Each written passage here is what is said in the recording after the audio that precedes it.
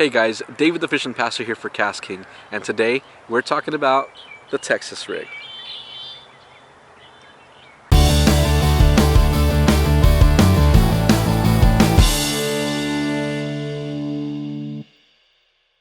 The Texas rig is by far one of the most widely used rigs in all of bass fishing, and it's definitely one of my favorites. So today I want to teach you about how to rig up and properly fish the Texas rig. Okay, so let's start off talking about the gear that I use to throw a Texas rig on and the different components that make up a Texas rig. When I'm throwing a Texas rig, I like to use fast reels and rods with a little bit more power behind them. So today I'm using my KastKing Speed Demon bait cast reel. This is a 9.3 to 1 gear ratio reel. It's a very high speed reel. And for the rod, I'm using my KastKing Royale Legend rod. This is a 7'3" fast action heavy rod. So it has that backbone, it has that power, but it also has that tip so that I can feel those bites. So here's some of the items that you need for a Texas rig. Number one, bullet weights. Now either in lead or in tungsten, but you want bullet weights because they have a flat bottom that can sit flush on top of the bait. Number two, you'll want some bobber stops or punch stops. Now these are kind of debated on whether or not you need them or what situations you need them in, but it's always a good thing to have for Texas rigs. Now you'll also need some hooks. Now there's different styles of hooks. There's the more straight shanked hooks, and then there's the extra wide gapped hooks. And I use both depending on the situation. Now if I'm casting my Texas rig out more into open water, I usually use the wide gap hook. I really like how it sits flush on those baits. And then if I'm flipping into cover, I'm going to use more of a flipping style hook, which even has a grip pin there so that the bait doesn't slide down the hook as easily. The other thing that will determine what kind of hook I use is the type of bait that I'm throwing. So let me talk about some baits real quick. So when it comes to the Texas rig, you can throw such a wide variety of baits. One of my favorites are the creature baits or the hog style baits here like this one. And I'm generally throwing this on an extra wide gap hook. With these I can cast them out, I can flip into cover, whatever I need.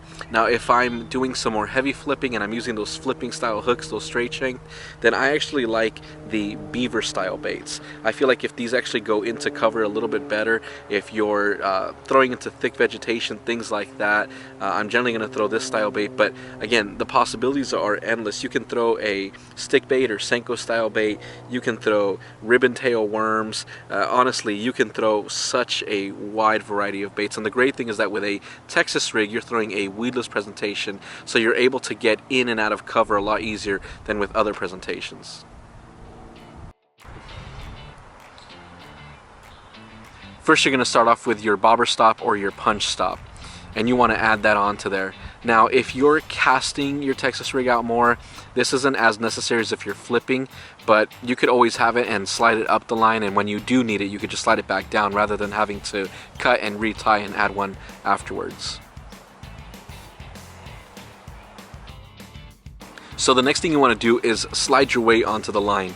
Now again, you can use lead or tungsten, and I know a lot of people are moving over to tungsten because they're more eco-friendly, but when it comes to fishing, they're smaller weights and they're more dense. Now if you're flipping into heavy cover and using a 1 ounce lead weight, you have the big possibility of blowing that fish's mouth open as opposed to using a tungsten weight. Now the next thing you want to do is tie on your hook. Now I'm using the extra wide gap hook for this example, but again you can use whatever hook you'd like, and my knot of choice is the Palomar knot. It's just the one I feel more comfortable with. I feel like if it's a very strong, sturdy knot, but if I'm flipping into some really heavy cover and I'm using a punch rig for example, I'm going to use something like a Snell knot for a little bit more power.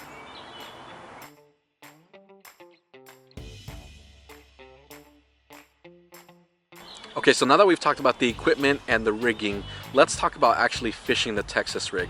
Now you can either cast it out if you'd like, or you can flip it short distances into cover. Let me show you how to cast it out and retrieve it properly. So you're going to start off just by casting it out like any other bait.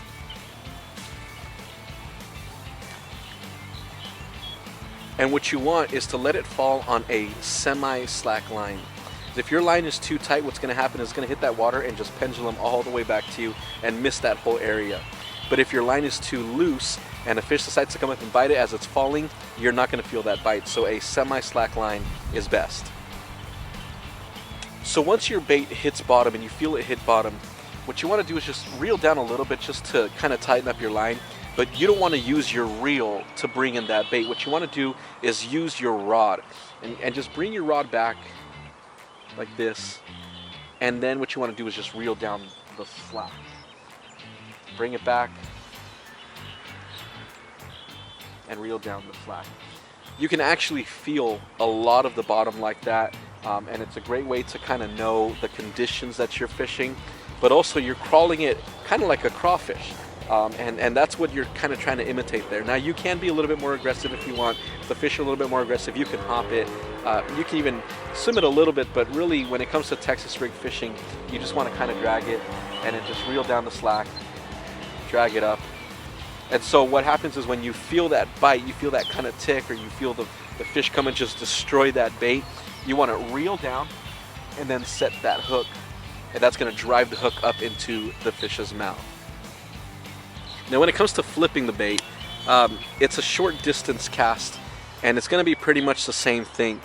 So you want to get your bait out there whether you're flipping or pitching, and you want to again let it fall on some semi-slack line. Now because you're throwing to a specific target, you can actually leave it there a little bit longer. And what I do is I let it get in there, and then I shake it a little bit, and then I'll move it up a little bit. Reel down the slack, shake it a little bit, and then move it up. And if I feel any kind of resistance, if I feel a rock, if I feel a branch, anything like that, then I'm just going to stop and just shake it a little bit. And that gives it a little bit of movement in the water. If there's a fish there, it tends to drive them crazy. All right, there you go. Hopefully you learned something new about the Texas rig, or at least got a good refresher about it. Remember to subscribe to the channel. And if you're interested in any of the gear in this video, it'll be linked in the description below. Remember to pray, fish, repeat. God bless. I'll see you in my next video.